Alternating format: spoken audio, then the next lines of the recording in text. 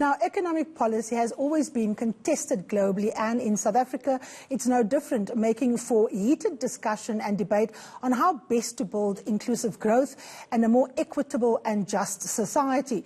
With the outbreak of COVID-19, economic policy is being turned on its head, not just in South Africa, but in fact around the world, with governments announcing unheard of measures to rescue economies that are shedding jobs as well as businesses. So what does this mean for South Africa, and how do we use this moment to refashion our economic policy options to deal with the challenges of unemployment, poverty and inequality?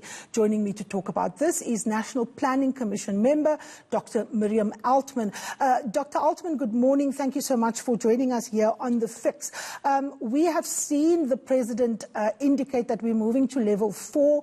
A big push for that is the devastation at economic level. And of course, this is nowhere more felt than in township economies. What is the biggest economic threat for South Africans who live in townships, and what is the policy options that we can exploit to ameliorate that threat? Well, Karima, I'm glad that you opened with that question, because these are unusual times, and in my view, the biggest economic risk we now have is not actually related to economic policy. It's related to the way we're managing physical distancing in townships, particularly in the major metros where we have the epicenters such as Johannesburg and Cape Town. And what that means is that the physical distancing is not physical distancing. We need to get to the kind of testing, track and tracing that we need, the wearing of masks, but also community-orientated solutions, most critically.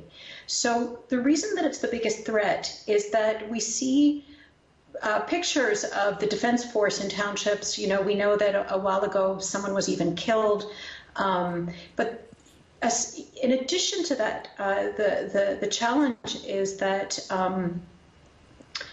if we don't get the physical distancing right in townships, and what that means is not locking people into shacks, not locking people into homes, but community-based strategies that can actually work in a township environment, we face a very great threat of having a second lockdown around June or July. Mm-hmm. Now, one of the things that people have argued, economists such as Niva Makgetla, she's asking for massive social mobilization so that communities can own the lockdown and that they don't see it as an imposition. Some people are saying it's virtually impossible, Miriam, to lock down a place like Alexandra or Mitchell's Plain or Ocean View, and that it's a pipe dream. What are the economic risks if we don't, manage to do this? Especially if you look at also the fact that National Treasury is only going to assist township and spaza businesses that are within the regulations. And we know that this is a heavily unregulated sector. Most people who operate township businesses and spaza shops don't necessarily comply with all the regulations, be it tax, or a range of others. So how are they going to survive and access the state's assistance if a lot of them operate in the margins and in that netherworld? Well, if I can say, let's separate out two things.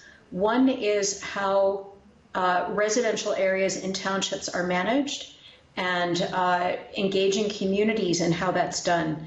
That is critically important. If we don't start getting our heads around that, a good thing to know how to do anyway, but if we just see this as a policing, the police against residents, what's going to happen is if this erupts again, and it's very likely that it could in this kind of context, you won't even be able to track and trace and lock down little areas. You'd have to have a major lockdown again. The risk-based strategies won't work.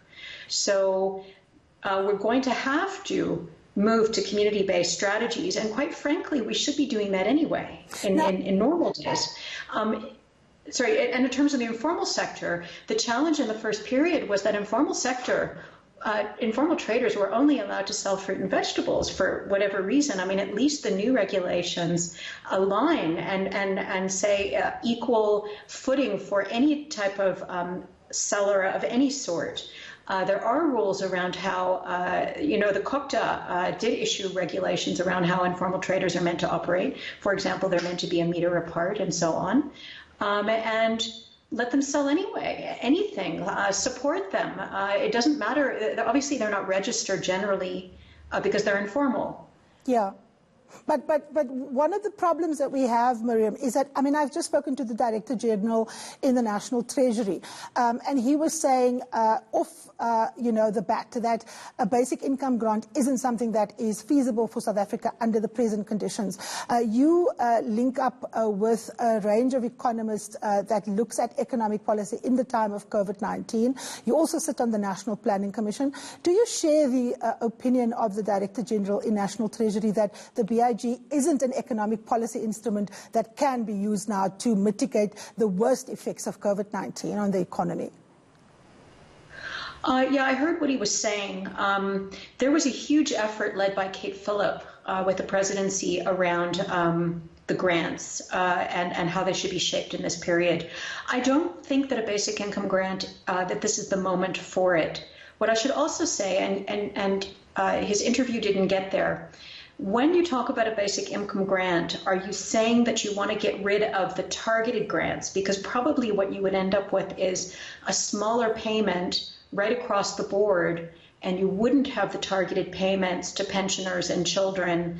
And now, they're introducing an unemployed social relief of distress grant for unemployed, which probably should have been there anyway. Are you saying you wouldn't want those targeted grants? You'd rather just have everybody getting a grant? Well, I think, Miriam, what I'm talking about is the proposal that were made by the 170 economists. They put two options on the table. They spoke about a COVID-19 grant, which I think we have an element of that in the stimulus package. And then they also speak about a more broader BIG. So it's obviously not, the same thing. But there is a view that a much more sustainable intervention around inequality is required beyond, just the COVID-19 period. Can the South African economy, introduce that? Is this the time to do it?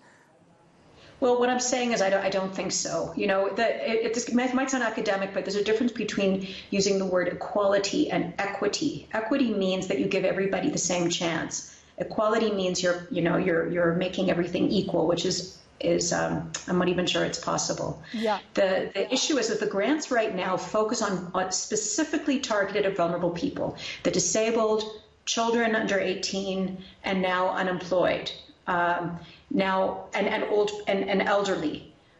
So we throw our money at groups that firstly aren't supposed to be working, that are vulnerable. We feel the child support grant has had huge impact on child development. In most households, you have about 2 or 3 kids, so it ends up being a fair amount of money going into the home.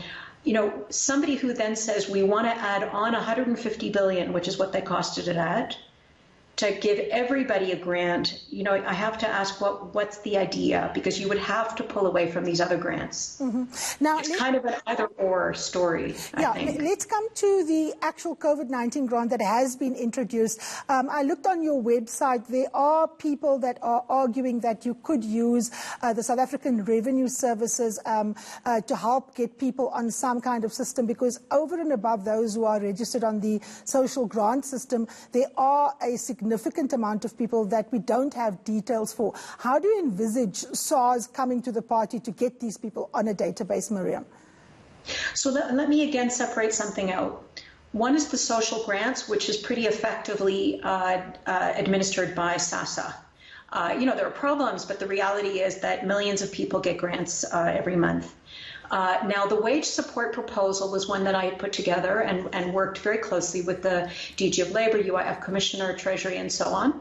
And the idea had been, this is a wage support proposal. Basically, what it says is we know that most firms are in distress because we told them to shut down, and particularly labor-intensive firms that have come out of a very bad period.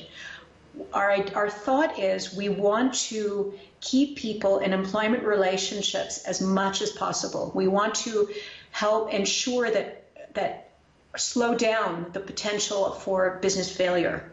So the idea is to make up an automatic payment via revenue services rather than by application to show that you have been distressed and so on, because we know everybody's in distress.